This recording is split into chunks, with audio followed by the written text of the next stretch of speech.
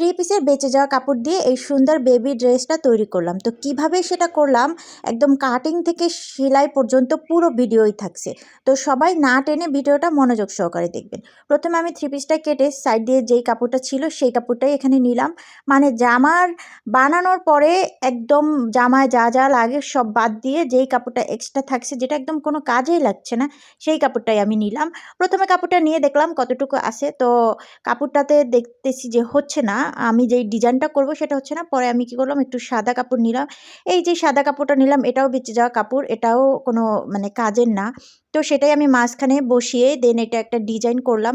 তারপরে আমি কাটিং করে নিলাম। এটা ২ বছরের একটা বাচ্চার জন্য। তো সেই অনুযায়ী আমি আর্ম হোল আর বডির অংশটা নিয়ে নিলাম। তারপরে আমি হাতটা দিব ম্যাগি হাত। তো সেই জন্য আমি এক্সট্রা যে কাপড় ছিল সেই কাপড়টাই আমি এভাবে করে আড়াআড়ি করে ভাঁজ করে দেন আমি এটাকে কেটে নিলাম। এই যে এটা কাটাও আহামরি কিছুই না, জাস্ট আমি একটা কাপড়কে ভাঁজ করে মানে কোনাকুনি ভাঁজ করে আমরা আমব্রেলা কাট যেভাবে করি সেরকম আর কি। এরপরে আমি প্রথমেই সাদা কাপড়টাকে আমি বডির যে কাপড়টা ছিল সেটার সাথে জয়েন করে নিলাম। জয়েন করে এটার উপরে আবার চাপ সেলাই দিব। কারণ যে কোনো জয়েন মানে জোড়া দেওয়া যে কাপড় সেই কাপড়ে কিন্তু স্টিচটা যদি উপরে দেওয়া হয় চাপ সেলাইটা, তাহলে কিন্তু সুন্দর হয়, সেলাইটা একদম বসে থাকে। তো এখন আমি হচ্ছে যে গলাটা কাটিং করব, কারণ জোড়াটা দেওয়ার আগে কাটিং করলে জোড়াটা দিলে এলোমেলো হয়ে যেতে পারতো। এজন্য আমি আগে জোড়াটা দিয়ে দেন কাটলাম। সামনের গলাটা একটু বড় করছি আর পিছনের গলাটা আমি ছোট করে কেটে এটাতে চেন দেব। সেই জন্য যতটুকু চেন দেবো ওই পরিমাণ আমি কেটে নিলাম। কেটে নিয়ে তারপরে চিন্তা করলাম যে এটা শুধু এভাবে সাদা থাকলে তো ভালো লাগবে না, তো যে লেস দেই। এটা যে জামায় দিয়ে যা থাকছে তো সেটাই আর কি, মানে জামায় যা লেস লাগতো তার থেকে একটু পরিমাণে বেশি ছিল। তো ভাবলাম যে ওই লেসটা দিয়েই এটা ডিজাইন করি, তাহলে দেখতেও সুন্দর লাগবে আর এটা যে জামার কাপড়ে টুকরা কাপড়ে সেটাও বোঝা যাবে না। তো এখন আমি চেনের উপরে জামার কাপড়ের যে কাপড়টা ওইটা দিয়ে একটা পাইপিনের মতো করে ডিজাইন করে নিই। আমি সবসময় চেন লাগাইলে এরকম করে এক্সট্রা একটা কাপড় লাগাই নেই, তাহলে আর চেনটা দেখা যায় না, দেখতে সুন্দর লাগে। তারপর আমি বডি পার্টে আলাদা একটা কাপড় নিয়ে সেটাকে আমি সেলাই করে উল্টিয়ে দিব। উল্টিয়ে দিয়ে দেন আমি এটাতে চেন লাগাবো। এইভাবে করে চেন লাগানোটা একটু যদিও ঝামেলার, কিন্তু ঝামেলা হলেও মূলত এটাই কিন্তু নিয়ম। আর এটা লাগালে দেখার মানে লাগানোর পরে দেখতে সুন্দর লাগে। আসলে সুন্দরের কোনো শেষ নাই, আপনি কাজ যতটা নিখুঁতভাবে করতে পারবেন ততই বেশি ভালো হবে। তো হয়তো দেখা যায় যে আমরা বিভিন্ন সময় এত মানে নিখুঁত করি না, ইচ্ছে মতো আর কি এক একটা কিছু করে ফেলি যে যাতে তাড়াতাড়ি হয়ে যায়। তো যাই হোক, আমি কোনো কাজ করতে গেলে তাড়াহুড়ো না করে একটু চেষ্টা করি সুন্দর করে করার জন্য। তো এই যে এখন আমি সেই লেসটা সুন্দর করে লাগিয়ে নিব দুইটা সাইডে লাগানোর পরে তারপরে আমি মূলত গলাটা করব।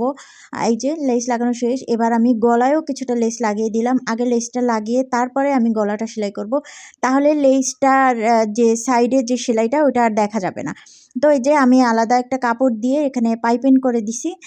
তো এই যে এখন পাইপিং করা শেষ, দেন আমি কি করব, এই যে সাইডের যে সেলাইটা সেটা দিয়ে দিব। সাইডের সেলাইটা দেওয়ার পরে আমি হাতাটা লাগাবো। তো এই যে হাতটা আমি নিয়ে উল্টা পাশটা আর কি একটু দেখে নিয়ে তারপরে যে মাঝখানে একটা কাট মার্ক ছিল, তো সেই কাট মার্কটা ধরে দেন আমি জামার যে বডি পার্টের যে জোড়াটা ছিল কাঁধের জোড়া, সেই জোড়া বরাবর ধরে মাঝখান থেকে ঘুরিয়ে সেলাইটা আমি দিছি। তো এই যে দেখেন একদিকে সেলাইটা দিয়ে আমি বের করে তারপরে আবার সেই মাঝখানে কাটা অংশটা ধরে সেলাই করে বের করছি। এইভাবে করে হাতা লাগাইলে কিন্তু হাতার শেপটা সুন্দর হয় আর হাতাটা দুই দিকে একদম সমানভাবে পড়ে, কোনো ছোট বড় হয় না। বাচ্চাদের ম্যাগি হাতটা কিন্তু বেশ সুন্দর লাগে, মানে পরানোর পর দেখতে খুব ভালো লাগে। তো অনেকে কিন্তু ম্যাগি হাতটা কাটতে পারে না যে কিভাবে হয়। তো আমার ভিডিওটা দেখলে আশা করি সবাই এরপরে কাটতে পারবেন এবং বানাতে পারবেন। আর ছোট ছোট বাচ্চাদেরকে এরকম সুন্দর সুন্দর ড্রেস বানিয়ে দিলে কিন্তু বেশ ভালোই লাগে। তো এই জন্য এই সব কাজগুলো কিন্তু আসলে জেনে রাখা ভালো। তো আমার ড্রেসটা কিন্তু বানানো কমপ্লিট, এখন শুধুমাত্র নিচের যে ঘেরটা সেটা বাকি। তো আমি ঘেরটা আগে সেলাই করে তারপরে সামনের দিকের অংশটায়ও কিছুটা লেস লাগিয়ে দিলাম। তো এই আর কি আমার আজকের ড্রেসটা, টুকরা কাপড় দিয়ে ড্রেসটা বানানো কেমন হয়েছে আপনারা কিন্তু অবশ্যই কমেন্টস করে জানাবেন। আর আপনারাও জামা বানালে এরকম ছোট টুকরা কাপড় দিয়ে বেবিদের জন্য সুন্দর ড্রেস তৈরি করে নিতে পারেন।